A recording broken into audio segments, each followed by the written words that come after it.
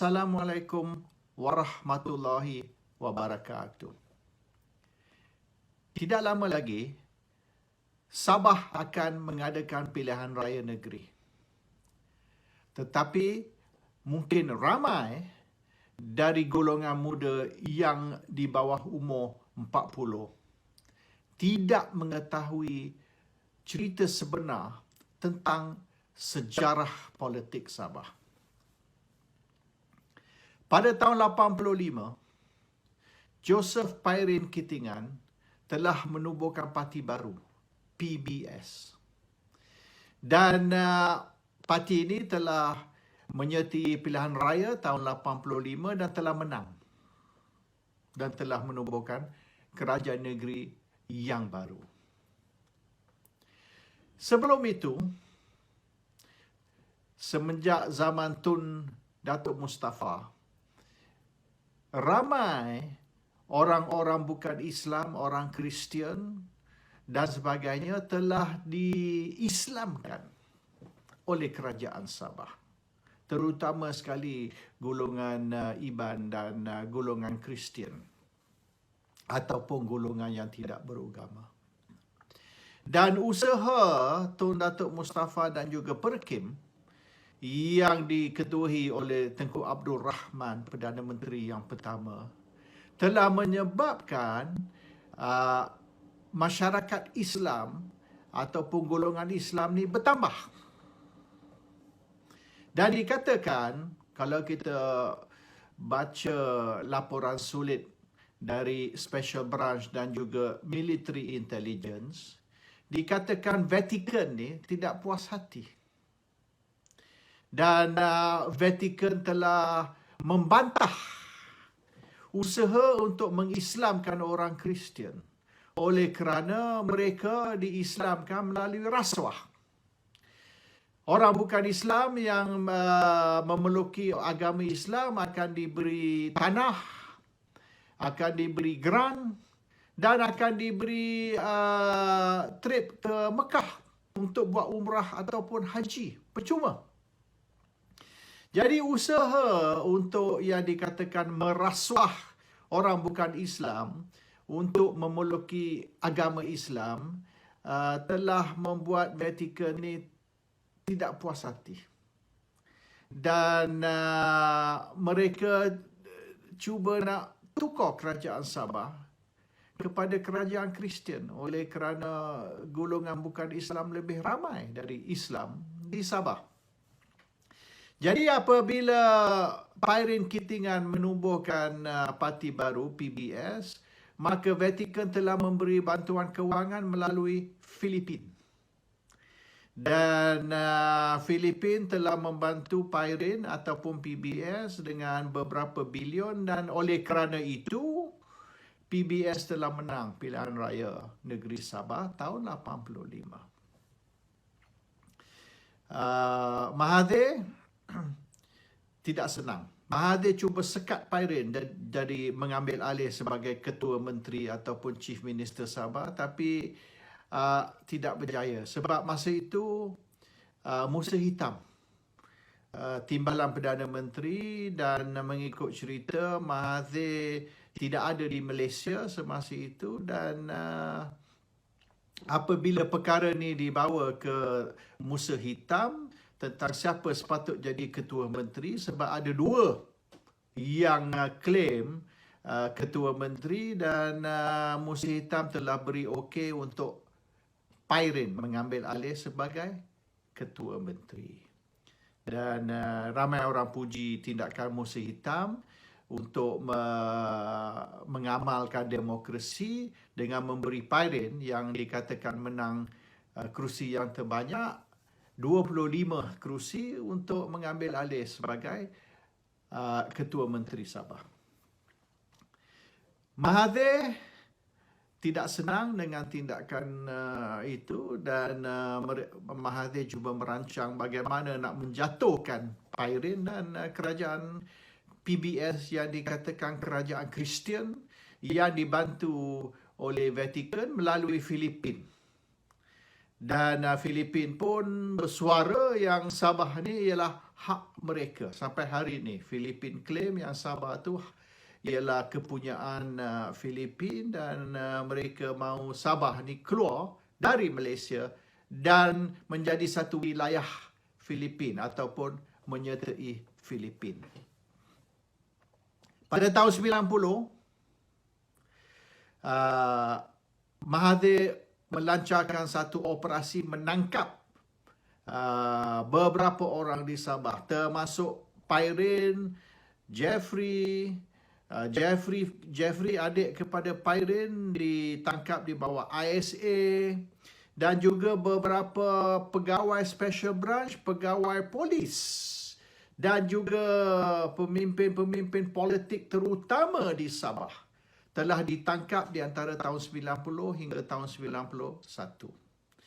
Dan tuduhan ialah mereka merancang untuk membawa Sabah keluar dari Malaysia dan menyertai Filipin atau menjadi satu wilayah Filipin.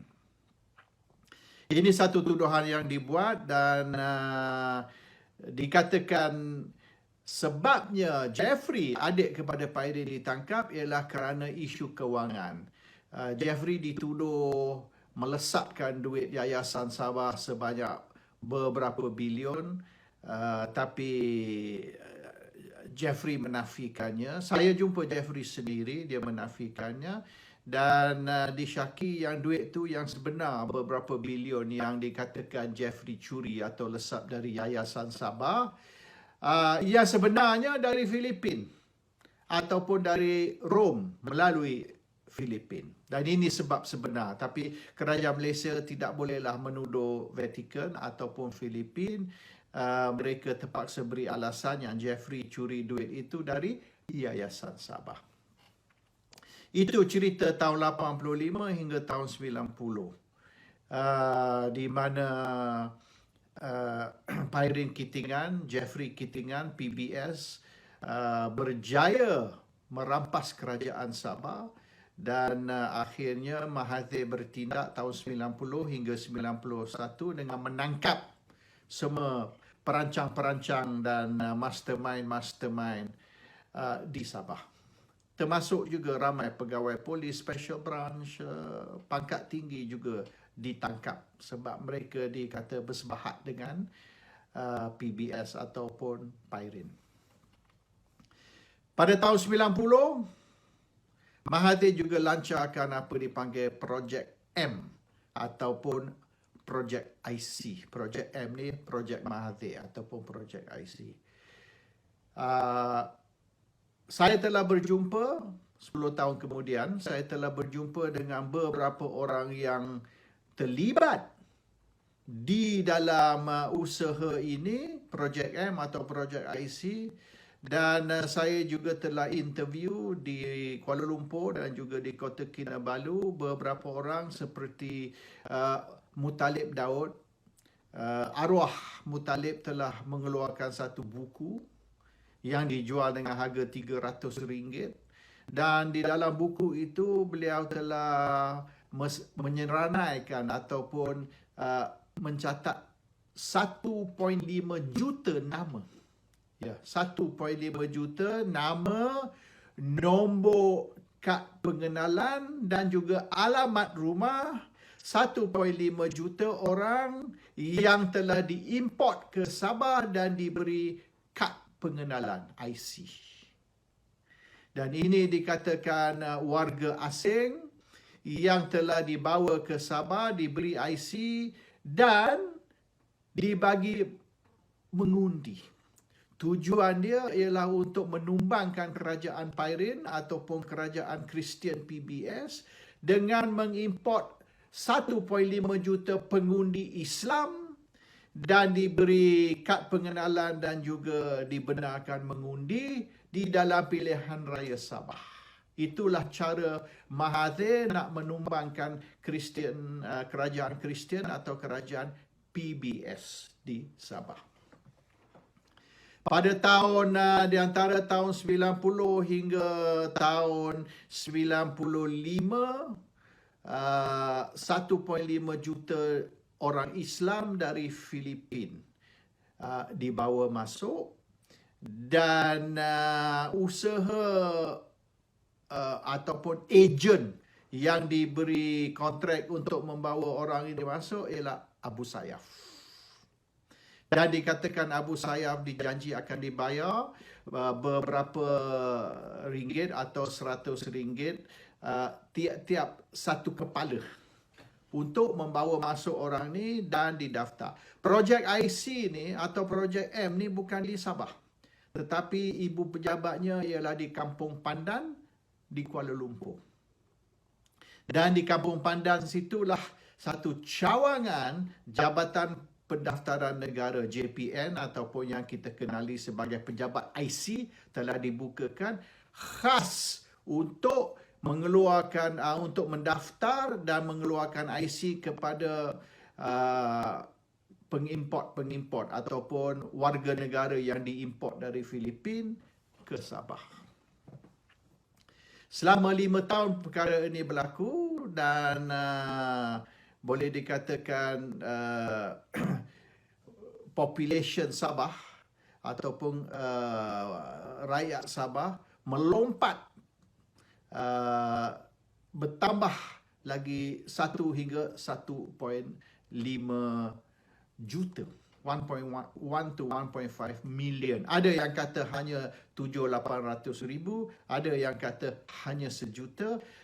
Tapi Muttalib telah mencatat atau senaraikan di dalam buku beliau, kalau tak salah buku tu lebih kurang 500-600 muka surat, 500-600 pages yang dijual dengan harga RM300 satu one copy, dan ada 1.5 juta nama, nombor kad pengenalan dan alamat rakyat baru Sabah, orang Islam. Dan dikatakan juga oleh kerana usaha PBS ataupun Pairin ni dibantu, financed oleh Vatican, maka Gaddafi dari Libya telah membantu projek IC, dan duit untuk membayar Abu Sayyaf ni dikeluarkan oleh Libya ataupun Gaddafi untuk menjayakan projek IC tersebut. Tapi akhirnya 1 juta hingga 1.5 juta rakyat baru dibawa masuk ke Sabah, orang Islam dibawa masuk ke Sabah, tapi Abu Sayyaf tidak dibayar. Dan duit yang sepatutnya yang Gaddafi ataupun Libya bagi untuk membayar Abu Sayyaf tu lesap, kena hijack. Duit tu keluar dari Libya, tapi tidak sampai di Kota Kinabalu. Dia sampai di Kuala Lumpur. From Kuala Lumpur to Kinabalu, the money disappeared. So Abu Sayyaf ni tidak puas hati lah. Semua kerja yang mereka buat beberapa tahun ni untuk supply pengundi-pengundi ke Sabah ni, mereka tidak terima bayaran. Jadi pada tahun 2000 mereka telah serang Pulau Sipadan dan telah kidnap beberapa orang pelancong dan juga pekerja-pekerja di hotel di Pulau Sipadan untuk ransom. Bermaknanya pay what you owe me, bayar apa yang engkau hutang. Jadi semasa itu Filipin pun sebab mereka dikidnap di Sipadan, dibawa balik ke Filipin, kerajaan Filipin telah dapat mengesan di mana mereka ada dan bincang dengan kerajaan Malaysia yang satu operasi tentera, military operation akan dilancarkan supaya kem Abu Sayyaf ni diserang dan hostage tersebut boleh dilepaskan. Tapi kerajaan Malaysia tidak setuju. Alasan dia takut mungkin hostage tu akan ditembak mati ke atau tersilap dia dibunuh dan sebagainya. Tapi yang sebenarnya Malaysia secara rahsia, secara sulit sedang berbincang dengan Abu Sayyaf untuk melepaskan mereka. Dan orang yang ditugaskan untuk merunding dengan Abu Sayyaf bukanlah pihak militeri ataupun pihak special branch, tapi Aziz Samsudin yang semasa itu Menteri Pendidikan sahaja. Dan sebabnya Aziz Samsudin ditugaskan untuk membincang dengan Abu Sayyaf ialah kerana beliau ni bekas setiausaha politik Mahathir, dan semasa itulah mereka telah berbincang dengan Abu Sayyaf untuk supply 1 ataupun 1.5 juta pengundi import ke Sabah. Jadi Abu Sayyaf tidak mahu bincang dengan ketua militeri, ketua special branch, hanya nak bincang dengan Aziz Samsudin yang telah membuat deal dengan mereka semasa itu, walaupun beliau hanya Menteri Pendidikan sahaja. Dan duit tu telah dibayar oleh kerajaan Malaysia kepada Abu Sayyaf, dan hostage-hostage tu dilepaskan. Dan kerajaan Filipin tidak puas hati oleh kerana kalau sekiranya kerajaan Malaysia membayar Abu Sayyaf untuk hostage, maka Abu Sayyaf akan buat ini lebih kerap. Sebab mereka tahu kalau mereka serang Malaysia ataupun Sipadan dan ambil hostage, kerajaan Malaysia akan bayar. Tapi itu kerajaan Malaysia bayar bukan kerana hostage, tapi kerana kerajaan Malaysia utang Abu Sayyaf atas usaha membawa masuk 1 juta, 1.5 juta orang Islam untuk didaftar sebagai pengundi di Sabah. Jadi it's a debt, it's not a ransom yang sebenarnya. Jadi isu ni yang sebenarnya diketahui oleh special branch, military intelligence dan pemimpin-pemimpin atasan Barisan Nasional. Dan ini bukan satu rahsia tertutup, tapi rahsia terbuka, an open secret. Dan beberapa akhbar antarabangsa yang sebenarnya telah menulis tentang perkara ini, tapi di blackout di Malaysia. Orang Malaysia tidak ramai tahu cerita tentang Abu Sayyaf, Sipadan dan Projek M atau Projek IC, dan sebab apa tahun 90-91 Jeffrey Pairin dan beberapa pemimpin politik termasuk pegawai special branch, pegawai polis ditangkap. Ini semua berkait dengan isu Projek M, Projek IC dan usaha untuk menjatuhkan kerajaan Kristian Sabah ataupun kerajaan PBS yang diketuai oleh Pairin Kitingan dan adiknya Jeffrey semasa itu. Ketua dia, mastermind dia ialah Tun Dr. Mahathir Mohamad. Tun Dr. Mahathir Mohamad telah merosakkan Sabah dengan membawa masuk begitu ramai foreigners, orang asing, dan diberi warga negara Malaysia semata-mata untuk menambah pengundi orang Islam supaya orang Kristian ni boleh dijatuhkan, kerajaan Kristian boleh dijatuhkan.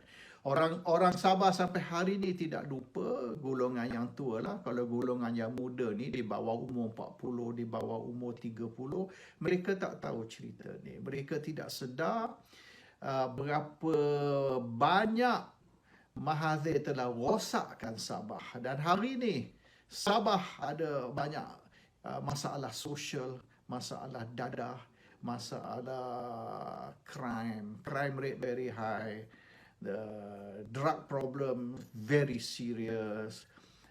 Dan ini semua oleh kerana Mahathir. Dan ramai yang 35 tahun dulu yang telah dibawa masuk ke Sabah dan diberi kerakyatan Sabah.